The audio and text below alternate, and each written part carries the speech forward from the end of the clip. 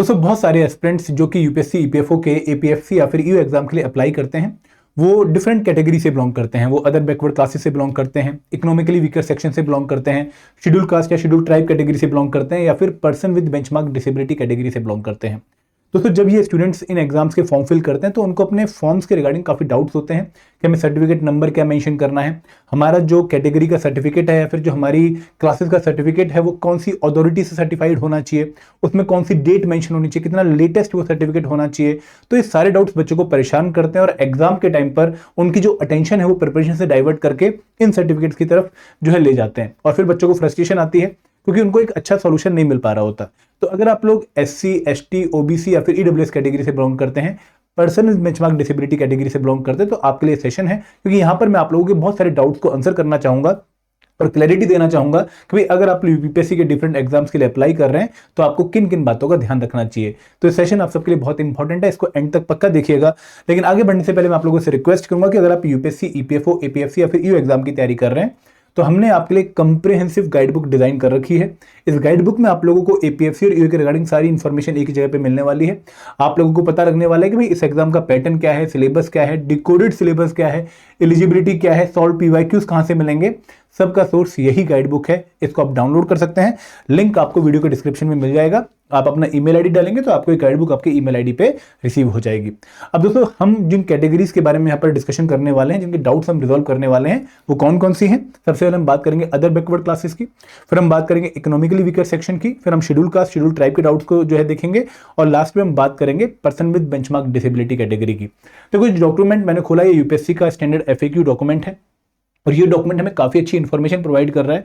और दोस्तों यहाँ पे जो ये डॉक्यूमेंट है ये बेसिकली बनाया तो गया है यूपीएससी सिविल सर्विस एग्जाम के रिगार्डिंग गाइडलाइंस के लिए, बट ये रूल्स इक्वली एप्लीकेबल होते हैं हमारे EPFO, APFC, EO exam, ALC exam या फिर एससीडीडी एग्जाम जो कि यूपीएससी ही कंडक्ट करवाता है।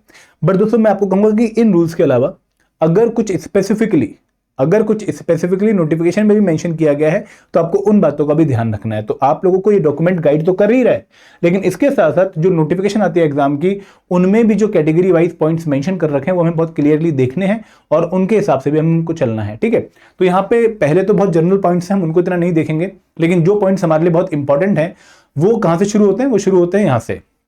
ठीक है, यहां पे हमारा पहला पॉइंट आता है कि where to find the prescribed format of OBC certificate. देखो बहुत सारे बच्चे मुझसे पूछते हैं कि सर हमें जो सर्टिफिकेट सबमिट करना है वो किस फॉर्मेट का होना चाहिए, उसमें क्या क्या डिटेल्स मेंशन होने चाहिए। तो आप लोगों को यूपीएससी ने बहुत क्लियरली बता रखा है भाई अगर आप ओबीसी कैटेगरी से बिलोंग करते हैं तो आपको एक प्रिस्क्राइब्ड फॉर्मेट में ही अपना ओबीसी सर्टिफिकेट बनवाना है और सबमिट करना है। वो प्रिस्क्राइब्ड फॉर्मेट कहां मिलेगा आपको, आप लोगों को यूपीएससी की वेबसाइट पे जाना है, यहाँ पे रिक्रूटमेंट वाले पॉइंट पे क्लिक करना है।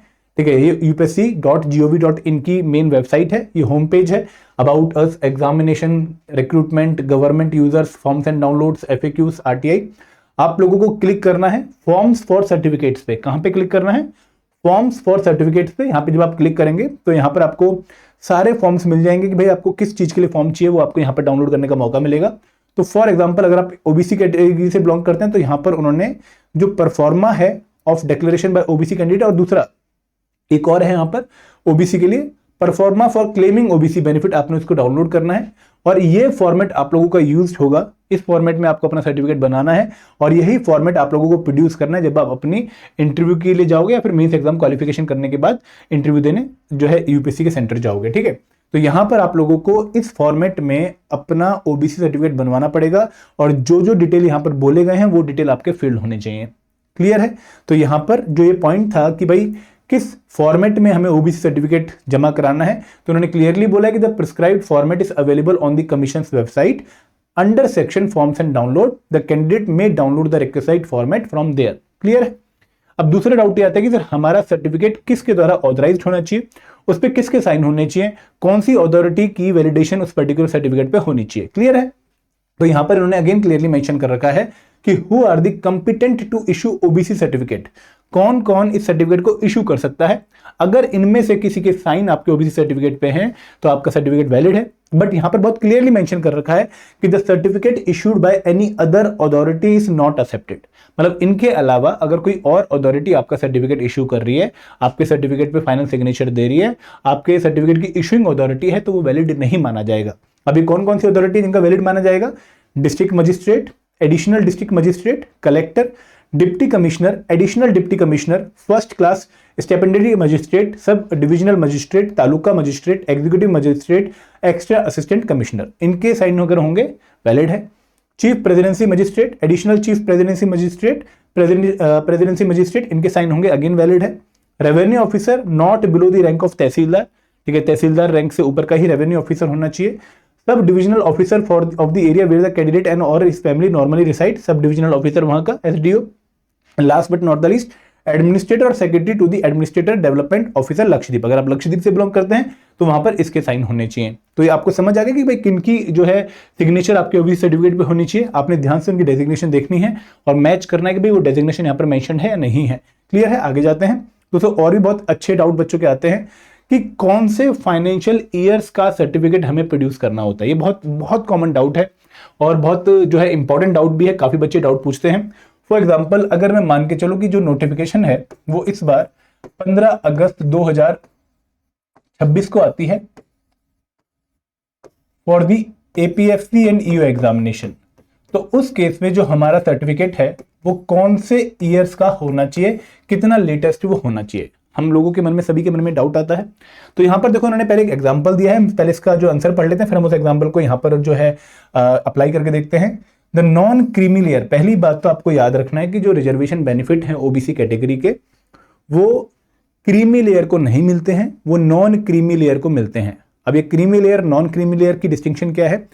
पहली बात कि आपको आपके फादर या पेरेंट्स के प्रोफेशन के बेसिस पे या फिर एनुअल इनकम के बेसिस पे दो पार्ट्स में डिवाइड कर दिया जाता है। क्रीमी लेयर जिनको बेनिफिट्स नहीं मिलेंगे भले ही वो ओबीसी कैटेगरी से बिलोंग क्यों ना करते हो, और दूसरा नॉन क्रीमी लेयर जिनको बेनिफिट मिलेंगे अगर वो ओबीसी कैटेगरी से बिलोंग करते हैं। तो अगर आप ओबीसी कैटेगरी से बिलोंग करते हैं और नॉन क्रीमी लेयर से बिलोंग करते हैं तो यहां पर आप लोगों को जो अपना प्रूफ देना पड़ेगा कि भाई देखो मेरी इनकम या मेरा wealth criterion non creamy layer की कैटेगरी में आता है, that should be based on the income earn during the 3 previous financial year. 3 previous financial year. तो फॉर एग्जांपल, यहां पे एक एग्जांपल इसका पढ़ लेते हैं पहले, कि अगर आपकी closing date of application form for the prelims exam of UPSC CSC 31 March 2021, अगर आपको 31 मार्च 2021 को या फिर 2026 को मान के चलते हैं कि आपकी लास्ट डेट है फॉर्म फिल करने की यूपीएससी प्रीलिम्स की, तो इस पर्टिकुलर केस में आपके पास 3 प्रीवियस फाइनेंशियल ईयर, देखो अभी जो 2025-26 वाला फाइनेंशियल ईयर होगा वो खत्म नहीं हुआ होगा, तो अगर ये खत्म नहीं हुआ है तो इसका सर्टिफिकेट आपको नहीं चाहिए, आपको इससे पीछे वाले 3 फाइनेंशियल ईयर का सर्टिफिकेट चाहिए। आपको 2022-23, 2023-24 और 2024-25 आपको इनके सर्टिफिकेट के बेसिस को प्रोड्यूस करना पड़ेगा। इनके बेस पे आपका सर्टिफिकेट होना चाहिए, तब जाकर आप non creamy layer OBC certificate का फायदा उठा पाएंगे। अब मैं वापस अपने एग्जांपल पे आता हूं। 15 अगस्त 2026 अगर last date of filling of application form है for the upcoming APFC new exam cycle, तो यहां पर आप लोगों के पास क्योंकि फाइनेंशियल ईयर 2025-26 वाला कंप्लीट हो चुका है, तो उसके बेसिस पे 2025-26 का इनकम क्राइटेरिया, 2024-25 का एंड 2023-24 का, तो यहाँ पे 3 प्रीवियस फाइनेंशियल ईयर्स की जो इनकम अर्न्ड है उसके बेसिस पे अगर आपका नॉन क्रीमी लेयर सर्टिफिकेट बना हुआ है तो that is acceptable, that is applicable. Point clear है, कोई डाउट तो किसी को नहीं है। अब what is the cut off date, ये अगेन उन्होंने last date of application form से पहले आपका सर्टिफिकेट बना होना चाहिए, ठीक है। ऐसा नहीं है कि आप जो है बाद का सर्टिफिकेट प्रोड्यूस कर रहे हैं। यहाँ पे बहुत क्लियरली मेंशन किया गया कि that should be dated prior to the closing date of application of an examination और the cut off date as may be prescribed in the notification. अगर कोई कट ऑफ डेट मेंशन कर दी है तो उस कट ऑफ डेट से पहले का बना होना चाहिए, लेकिन generally cut off date mention नहीं कर रखी होती तो आपको last date of filling of application form से पहले अपना सर्टिफिकेट बनवा के रखना है। कोई और डाउट देख लेते हैं। हाँ, ये काफी बच्चे डाउट पूछते हैं कि सर हमारे कैंडिडेट के जो डिटेल हैं, हमारे जो पर्सनल डिटेल हैं वो डिफरेंट हैं और कौन से डिटेल होने चाहिए इस पर्टिकुलर सर्टिफिकेट पे। तो यहां पर बहुत क्लियरली मेंशन कर रखा है कि भाई the candidate name and his और her father's name in OBC certificate should be same as mentioned in the matriculation school living certificate और इक्विवेलेंट सर्टिफिकेट। तो यहां पर अगर आप लोगों के पास जो है ओबीसी सर्टिफिकेट है तो जो आपका नाम है, जैसे फॉर एग्जाम्पल एक लड़की का नाम है आंचल, ठीक है, ये उसका नाम है ओबीसी सर्टिफिकेट में, लेकिन 10th के सर्टिफिकेट में उसका नाम क्या है, आंचल, डबल ए आ गया। तो इस केस में जो आपका सर्टिफिकेट है वो इस नेम का ही बना होना चाहिए, तभी यूपीएससी उसको एक्सेप्ट करेगा, अदरवाइज आपको एक एफिडेविट देना पड़ेगा या फिर आपको वेरीफाई करवाना पड़ेगा। क्लियर है, अब यहाँ पे एक बहुत इंपॉर्टेंट क्वेश्चन जो अगेन बहुत सारे लोग पूछते हैं, बहुत सारे बच्चों को डाउट आता है कि सर हमारा ओबीसी सर्टिफिकेट स्टेट गवर्नमेंट का बना हुआ है तो क्या वो एक्सेप्टेड होगा। देखो क्वेश्चन क्या है, सुनिए ध्यान से। An OBC caste has been recognised by the state government of the state to which his और her father belongs but not by the government of India. मतलब जिस कैटेगरी से भी वो बिलोंग करता है, फॉर एग्जांपल अगर हम जाट की बात करें तो जाट अगर हरियाणा में है तो अगर उनको ओबीसी क्राइटेरिया वहां पर मिला हुआ है, लेकिन सेंट्रल गवर्नमेंट ऑफ इंडिया ने ऑल ओवर इंडिया जाट को ओबीसी सर्टिफिकेट क्राइटेरिया नहीं दिया रखा है, तो इसमें क्या वो एलिजिबल होगा रिजर्वेशन के लिए? नो, बहुत clearly no. The OBC caste should be included in the central list for that state. मतलब जो सेंट्रल लिस्ट है उसमें अगर आपकी कास्ट का नाम है, सब कैटेगरी का नाम है, तभी आपको reservation benefit for non creamy layer under the OBC category मिलेगा। क्लियर है। अब दोस्तों, what should be the OBC candidate check before applying for an examination concerning their certificate. क्या क्या आपको चेक करना चाहिए जब आप अपना ओबीसी सर्टिफिकेट सबमिट कर रहे हैं या फिर ओबीसी सर्टिफिकेट के बेसिस पर आप रिजर्वेशन या फिर एज रिलैक्सेशन लेने की कोशिश कर रहे हैं? तो यहां पर आपको ध्यान रखना है कि OBC certificate should be dated prior to the closing date of application और द कट ऑफ डेट। आपका जो ओबीसी सर्टिफिकेट है वो एक जो है डेट एक दिन पहले का होना चाहिए एटलीस्ट। मतलब आपकी जो कट ऑफ डेट है, last date of filling of application form है, उससे पहले का ही ओबीसी सर्टिफिकेट बना होना चाहिए। सिंपल सी बात। OBC certificate should be in prescribed format. OBC certificate should be issued by the competent authority. ठीक है। OBC certificate should contain the signature. ये देखो बहुत इंपॉर्टेंट पॉइंट है, सिग्नेचर होने चाहिए, स्टैम्प या ऑफिस सील होनी चाहिए। However, in case of digital certificate where a declaration dispensing any of the above requirement, that is physical signature, stamp, office seal has been made in the certificate, the requisition to the extent of declaration will be dispersed with। मतलब फिर कोई इतना tension नहीं रहेगा। अगर migration हुई है तो माइग्रेशन क्लॉज होना चाहिए। Candidate personal details should be as per matriculation certificate होने चाहिए। OBC certificate should contain the name of the caste exactly as per the central list. कोई भी स्पेलिंग में मिसमैच नहीं होना चाहिए। ठीक है। ऐसा नहीं कि भाई वहां पे जो है वर्ड JAAT है और आपके सर्टिफिकेट में सिर्फ JAT मेंशन कर रखा है, स्पेलिंग में डिफरेंस नहीं होना चाहिए। OBC certificate should contain the relevant resolution of government of India vide which the caste to which candidate belongs has been included in the central list. वो परफॉर्मा में आपको मिल जाएगा। OBC certificate should contain the ordinary resides para and the same should be correctly filled in. And OBC certificate should contain non creamy layer clause. ये सारे detail अगर आपके certificate में है तो आपका सर्टिफिकेट वैलिड माना जाएगा। क्लियरली आपको क्लियर है। और देखो जो आपका परफॉर्मा भी बना है वहां पर सेम सारे डिटेल आपको मेंशन भी करने पड़ेंगे। आपका नाम, ठीक है, आपके फादर का नाम, ठीक है, या फिर आपकी मदर का नाम, आपके विलेज या टाउन का नाम, आपके डिस्ट्रिक्ट का नाम, आपके स्टेट का नाम, कौन सी कम्युनिटी से आप बिलोंग करते हो, कम्युनिटी एग्जैक्टली सेंट्रल लिस्ट के हिसाब से होनी चाहिए, कौन सी रेजोल्यूशन ने उसको जो है एम्पावर किया था, फिर डेटेड डे, फिर ये आगे अगेन आपको डिटेल मेंशन करने पड़ेंगे। तो इस तरीके से आपको सारे डिटेल जो रिक्वायर्ड है वो वहां पर ही मेंशन करने पड़ेंगे जो यहाँ पर मेंशन कर दिए इन्होंने। एट विच स्टेज कब आपको प्रोड्यूस करना पड़ेगा सर्टिफिकेट? जनरली आप लोगों को इंटरव्यू के टाइम पर अपना सर्टिफिकेट प्रोड्यूस करना पड़ता है। ठीक है। तो ये बहुत ही इंपॉर्टेंट पॉइंट था और ये यूपीएससी की डिफरेंट नोटिफिकेशंस में आपको जो है क्लियरिटी देने के लिए इन्होंने पॉइंट्स लिखे थे। अब इसमें एक पॉइंट जो मुझे लगता है ज्यादा इंपॉर्टेंट था वो था एज रिलैक्सेशन वाला नहीं, आपको नॉन क्रीमी लेयर का जो क्राइटेरिया है वो बहुत ध्यान से देख लेना है। आपका जो पूरा सर्टिफिकेट है वो नॉन क्रीमी लेयर का बना होना चाहिए। अगर आप क्रीमी लेयर से बिलोंग करते हैं तो आप उस केस में ओबीसी जो बेनिफिट्स हैं वो जो है एंजॉय नहीं कर पाएंगे। क्लियर है। तो ओबीसी कैटेगरी रिगार्डिंग डाउट्स मैंने आपको बता दिए हैं। अगर हम ईडब्ल्यूएस कैटेगरी की बात करें तो ईडब्ल्यूएस कैटेगरी पे अगेन जो कॉमन डाउट्स बच्चों के आते हैं ये तो आप पढ़ लेते हैं। ठीक है। एज रिलैक्सेशन कोई नहीं है ईडब्ल्यूएस कैटेगरी वालों को, एप्लीकेशन फीस में भी कोई रिलैक्सेशन नहीं है। अब जो मेन डाउट ये है वो ये है, एक मिनट में आगे बताता हूं।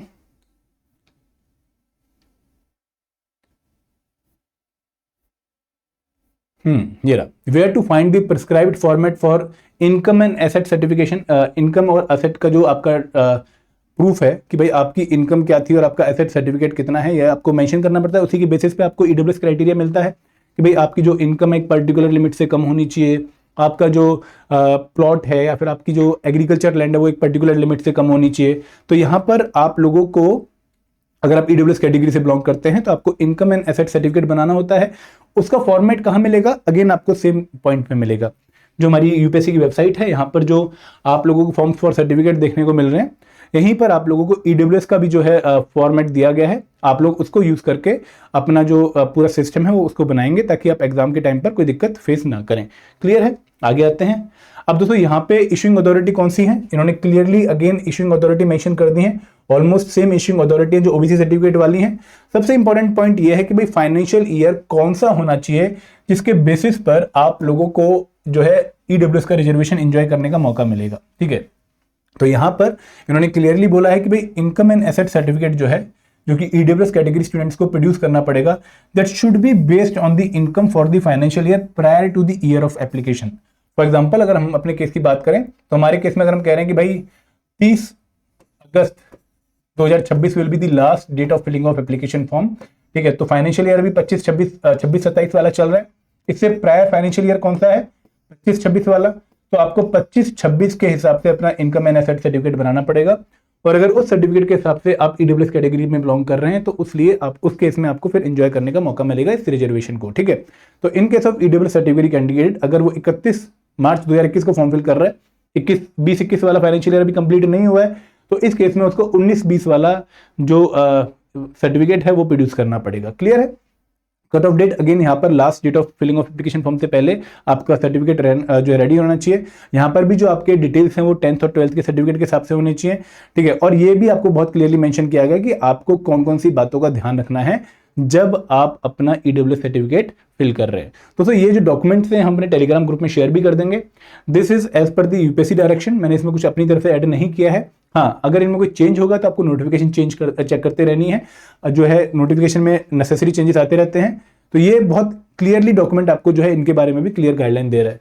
सेम अगर मैं पर्सनल बेंचमार्क डिसेबिलिटी कैटेगरी की बात करूं तो यहाँ पर आपको बहुत अच्छे से बताया गया है कि कौन कौन से लोग स्क्राइब की फैसिलिटी को एंजॉय कर सकते हैं या फिर स्क्राइब की फैसिलिटी ले सकते हैं। The PWBD low category people of blindness, locomotor disability both arm affected and cerebral palsy are provided with the facility of scribe if desired by the person. In case of other category of person with benchmark disabilities as defined under this particular act, the facility of scribe is allowed to such candidate on production of a certificate to the effect that person concerned has physical limitation to write। मतलब अगर आप इन 3 category से belong करते हैं, कौन कौन सी, कि भाई आप जो है ब्लाइंडनेस वाली डिसेबिलिटी जो है होल्ड करते हैं, या फिर लोकोमोटर डिसेबिलिटी है, या फिर सेरिब्रल पाल्सी जो है आपकी डिसेबिलिटी है, उस केस में आपको स्क्राइब मिलेगा। लेकिन अगर आप किसी और डिसेबिलिटी से बिलोंग करते हैं इन तीनों के अलावा और आपको जो है स्क्राइब चाहिए, तो आपको एक सर्टिफिकेट प्रोड्यूस करना पड़ेगा जहां पर ये मेंशन होगा कि भाई हाँ आप जो है खुद से पेपर अटेम्प्ट नहीं कर पाएंगे, और यहाँ पर जो डिसेबिलिटी है वो मेंशन होनी चाहिए under the section 2R of the RPWD act of 2011, ठीक है। क्या कैंडिडेट को कमीशन प्रोवाइड करेगा scribe? The candidate have discretion of opting for his or own scribe or request the commission to provide for the same. या तो आप अपना scribe लेके जा सकते हैं या फिर आपको जो है कमीशन से रिक्वेस्ट करनी पड़ेगी स्क्राइब के लिए। Is there any prescribed qualification for the scribe? देखो ये बहुत इंपॉर्टेंट है। अब यहाँ पे क्या है, the qualification of the commission scribe as well as own scribe should not be more than the minimum qualification criteria of the examination. मतलब जिस एग्जाम में आप पेपर देने जा रहे हैं उससे कम की क्वालिफिकेशन उसकी होनी चाहिए। जैसे फॉर एग्जांपल अगर आप यूपीएससी सिविल सर्विस एग्जाम को देने जा रहे हैं तो यहाँ पर क्वालिफिकेशन क्या है कि भाई आप ग्रेजुएट होने चाहिए। तो जो आपका स्क्राइब है उसकी जो मिनिमम क्वालिफिकेशन है वो ग्रेजुएशन से कम होनी चाहिए, तभी जाकर वो आपको रिकॉग्नाइज करेंगे। Will the candidate be allowed to change their own scribe before the examination? If a candidate opts for an on scribe and eventually requests the commission for change, such request will be examined on case to case basis। अगर आप ही अपना scribe लेकर जा रहे हैं उस case में आपकी जो रिक्वेस्ट है स्क्राइब चेंज करने की वो शायद एंटरटेन कर ली जाए, बट अगर कमीशन प्रोवाइड कर रहा होगा फिर शायद डिफिकल्ट है। विल द कमीशन पे any remuneration if the candidate brings here on scribe? नहीं भाई, कोई रेम्यूनरेशन आपको नहीं मिलेगा। तो अगेन ये डॉक्यूमेंट आपको बहुत अच्छे से गाइड कर देगा कि क्या आप लोगों के लिए जो है प्रोविजन है, क्या आप लोगों के लिए जो है कंडीशंस हैं जिनका आपको ध्यान रखना है, ठीक है। बहुत अच्छे से यहाँ पे पूरे डॉक्यूमेंट में सारी चीजें मेंशन करी गई हैं, कौन कौन सी डिवाइस आप लोगों को जो है अलाउड करी गई है, ठीक है। रिजर्वेशन प्रोविजन क्या है, ठीक है।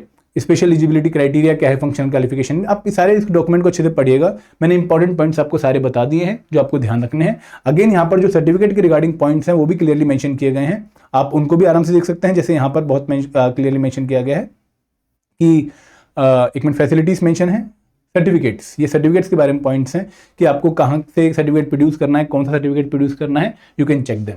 अगर मैं शेड्यूल ट्राइब कैटेगरी की बात करूं तो इनके लिए भी पूरा एफएक्यू डॉक्यूमेंट है, आप इस डॉक्यूमेंट को भी आराम से स्टडी करिएगा, क्योंकि जनरली ओबीसी एंड ईडब्ल्यूएस वाले कैंडिडेट्स को मैक्सिमम डाउट होते हैं, तो उनके डाउट्स मैंने एंटरटेन कर दिए हैं। बाकी अगर आप और किसी कैटेगरी से बिलोंग करते हैं और आपको भी डाउट है तो आप इन डॉक्यूमेंट्स को गो थ्रू कर सकते हैं। डॉक्यूमेंट में टेलीग्राम ग्रुप पे शेयर कर दूंगा। यहाँ पे भी प्रिस्क्राइब्ड फॉर्मेट कहाँ मिलेगा आपको, फॉर्म्स एंड डाउनलोड्स वाले सेक्शन में। कौन सी अथॉरिटी आपका सर्टिफिकेट इशू करेगी वो भी मेंशन कर दिया है। कट ऑफ डेट क्या होनी चाहिए वो भी मेंशन कर रखा है, माइग्रेशन क्लॉज के बारे में मेंशन कर रखा है, और पर्सनल डिटेल क्या होनी चाहिए वो भी मेंशन कर रखा है। और यहाँ पर भी आपकी जो कैटेगरी है वो सेंट्रल गवर्नमेंट के द्वारा जो है मेंशन होनी चाहिए, सेंट्रल लिस्ट में इंक्लूडेड होनी चाहिए, तभी जाकर आपको रिजर्वेशन बेनिफिट मिलेंगे। अगेन ये पॉइंट भी यहाँ पर इंक्लूडेड है, तो आप ये आराम से डिटेल्स चेक कर लीजिए। ये एफएक्यू में शेयर भी कर दूंगा, ठीक है, टेलीग्राम ग्रुप में। बट दोस्तों आपको इनके रिगार्डिंग अपडेट्स जो है वो नोटिफिकेशन में देख लेनी पड़ेंगी, तभी जाकर आप अपने एग्जाम को अच्छे से एंजॉय कर पाएंगे। क्योंकि अगर आप एक बार नोटिफिकेशन को ध्यान से देख लेते हैं अपनी कैटेगरी रिगार्डिंग पॉइंट्स के लिए, तो आप एग्जाम में आगे क्लैरिटी के साथ बढ़ सकते हैं। So this is all from my side, thank you very much, जय हिंद, जय भारत।